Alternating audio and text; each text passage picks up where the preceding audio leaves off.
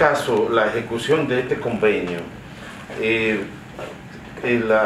proceso se ha aplicado tomando en cuenta tres criterios fundamentales que yo creo que son relevantes y pertinentes dejarlo aquí claramente establecido. En primer lugar, los beneficiarios de estas becas son alumnos pobres de bolsillo pero ricos de talento, de los municipios de Jarabacoa y Constanza. En segundo lugar,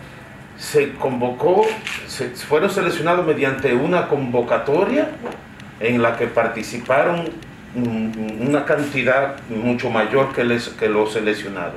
Es decir, hubo una convocatoria y un concurso. Y en tercer y último lugar, los seleccionados cumplen con todos los requisitos del Ministerio de Educación Superior para el otorgamiento de becas nacionales.